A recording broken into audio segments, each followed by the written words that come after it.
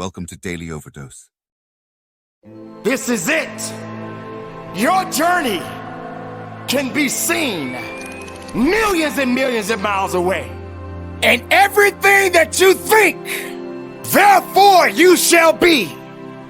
Be greater than your fears. Be stronger than your doubts. Because your mind is very powerful. Stop being sorry and start doing better. Better within you. Better than anyone has ever seen.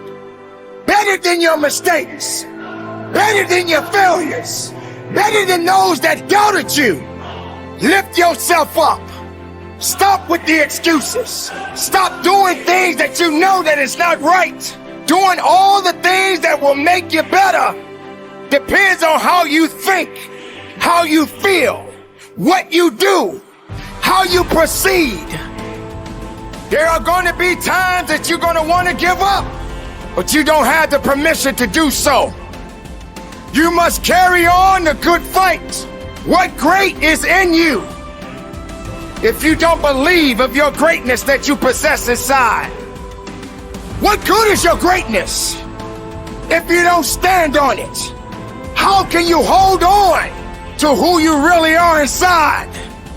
The water may be a little rough. The tide could be coming in. But you got to keep on fighting. You got to keep on swimming.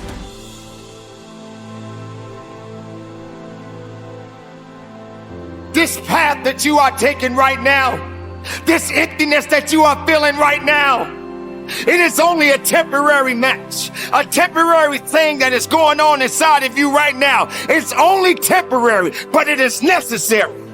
It is necessary that you struggle. It is necessary that you feel alone. It is necessary that you have to continue to go forward. This is not the time to quit. This is not the time to give up. Even when you think you're weak, you have a way to be strong. Yes, darkness is upon you, but there will come a time the sun will shine. Dawn is coming. The sun is going to rise, and you will see the light within you. Nothing can stop this, because that light has already been there. That light is embedded in you. That light exists in you. The mind is a powerful weapon. The joy is what we seek. The joy of living. The joy of pursuing. The joy of believing. Resurrect yourself from the pit of darkness, because misery doesn't have the right to control your life. Your mind, your abilities, your faith within yourself is all that you need. The steps that you take in your life, it's a process within itself. It won't be easy, but you don't deserve easy. Easy is not something that you should be looking for. Embrace all of the challenges that are necessary, but you continue to fight forward. You continue to believe in yourself. When the rest of the world says no to you, you say yes to yourself. You say yes, I believe. You say yes, I can do it. You say yes, nothing can stop me. You must have the ability to nourish your mind. You must have the ability to nourish your soul. Do what is necessary and just live. It doesn't mean that you give up. It doesn't mean that you quit. It means that you got to thicken up that skin a little bit. The mistakes, the heartaches, the setbacks, all of these things will happen. But you built up something. You built up a resistance. You built up an opportunity within you. You built up the strength that many others don't have. So regardless of darkness, regardless of light, you keep your head up high and you keep moving forward. Don't quit. Don't give up on you. Don't give up on the best of you. This is your time. Through the darkness, you rose above it. You understood what you had to do. You knew what had to be done. And you did it.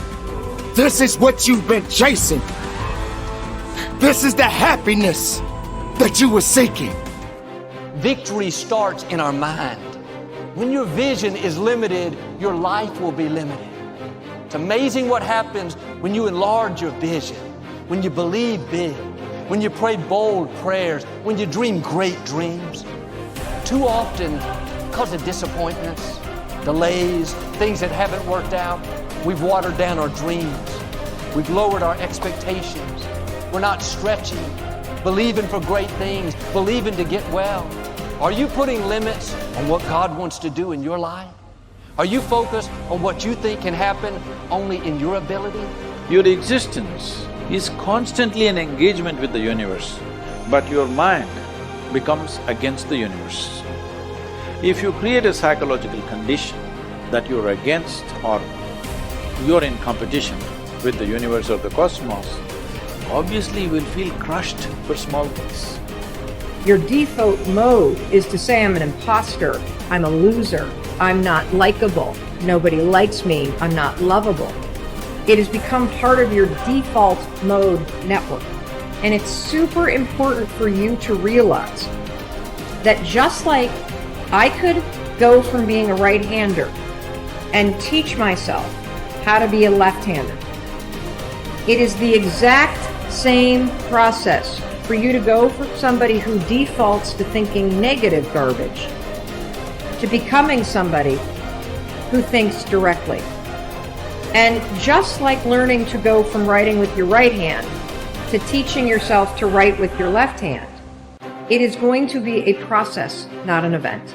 It is going to require you to switch out of the mode where you automatically grab the pen with your right hand and you direct your thoughts to deliberately grab this pen with your left hand. Things are going well, you're happy. When things aren't going well, you're sad. But when you learn how to self-regulate and create more coherence in your brain and heart, then you're no longer dependent on your outer world controlling your mood. When you're inspired by something or someone in your life, you feel the magic. Now's the time to be the magic. What are you going to do? Are you going to let the masters inspire you to feel it, or are you going to strive to be a master? It's your choice. The magic is waiting, not only for you just to feel it, but to be it. Nobody can take this away. The first step is getting completely and brutally honest enough to say, I am tired of myself. When you say, I'm sick and tired of being sick and tired, that's the facilitator of change. That's when you're ready to say these words, no more excuses. No more excuses. You know that you have an image of yourself inside. When you stand in front of a mirror, you see a reflection of the physical you. But that's not the real you. You have a picture of yourself in your mind. You know, Dr. Maxwell Maltz wrote a book back around 1960. It was called Self-Image Psychology, Psycho-Cybernetics. It's a phenomenal book. He said it was the greatest discovery of his generation. He was a cosmetic or reconstructive surgeon, and he found he would do work on people he might have did a nose job or removed a terrible scar. And he noticed that when he did that, there was a phenomenal change in their personality. But he noticed with others, he would make a phenomenal physical change and there was no change in their personality. And that led him to postulate that we have two images. We have the one that's coming back from the mirror, but we've got an inner image. And that inner self-image is literally controlling our life.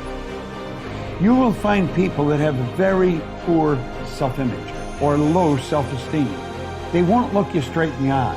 They're afraid to shake hands with you. They're very shy and withdrawn. They go through life hiding from life. They don't like themselves. They don't know themselves. Do you know when a person improves their self-image, they change their entire life? Their income changes, their relationship changes, their health changes. And do you know how you do that? Start studying you. Start to find out more about you. There's something phenomenal about you. Do you know, when I began to study this material 57 years ago, I had very poor self-image. I had low self-esteem. I took dumb jobs. I never earned any money. I never had fun. I had poor relationships.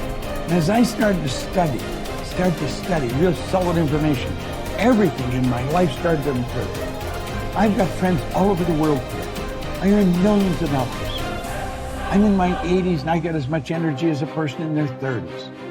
You see, when you start to understand really who you are, you're God's highest form of creation. There's things about you that just about blow your mind as you start to study and really understand them. You'll walk a little taller. You'll stand a little straighter. And you know something? You'll enjoy a whole lot more of life.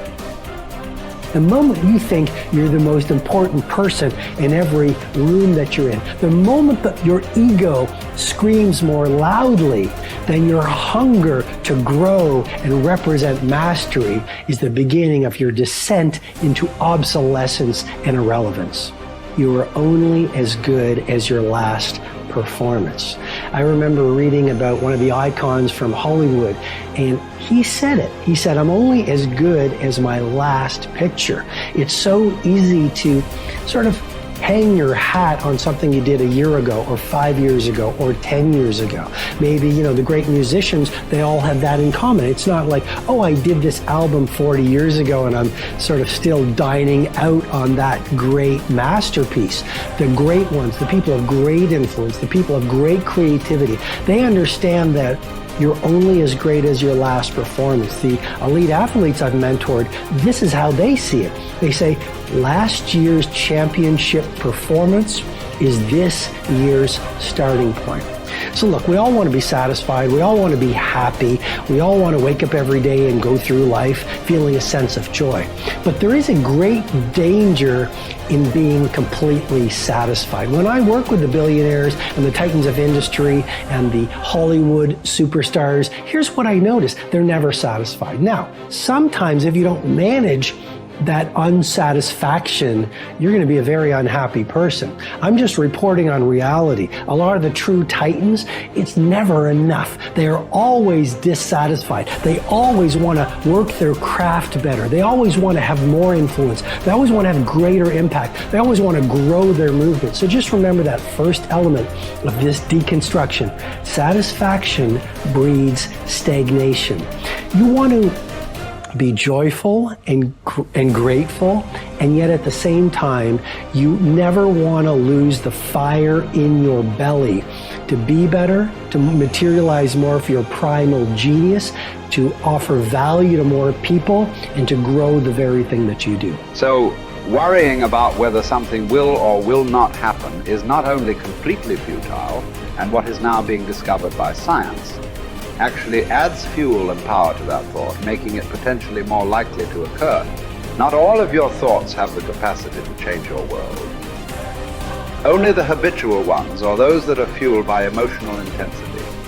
Most people meander through life, ending up in a career because of chance, not choice, and are not that passionate about anything.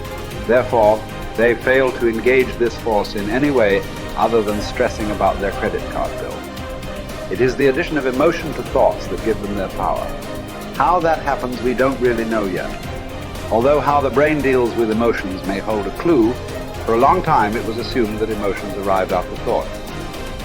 It was believed that when sensory signals reached the brain's translator, the thalamus, they were then interpreted and sent to the correct department. The signal would travel to the thinking bit, the neocortex, and then onto the feeling bit, the limbic system, where it would initiate an appropriate response. Joseph Ledoux, a neuroscientist at the Center of Neural Science at New York University, was the first to discover that this wasn't the case. There are two little almond-shaped structures called the amygdala perched above the brainstem on either side of the brain. They control emotion. Ledoux's research proved that when signals from the senses reached the thalamus, two signals were sent out, not one. The first traveled across a single synapse to the amygdala, and the second signal was routed to the neocortex for conscious assessment. The result is that the amygdala hijacks thinking and has you springing into action before you are fully aware of what's going on. It is this reflex that will cause you to jump in a river to save a child before your thinking brain has even registered the danger. It's also why an emotional outburst often arrives before the brain's engaged. Unfortunately, this discovery illustrates the fact that emotion has direct and powerful access to the subconscious mind. It triggers action faster than logical thought alone, and therefore may be partly responsible for why emotion is such a potent and essential ingredient in turning thought into reality. The more intensely we feel about an idea or a goal, the more assuredly the idea, buried deep in our subconscious, will direct us along the path to its fulfillment.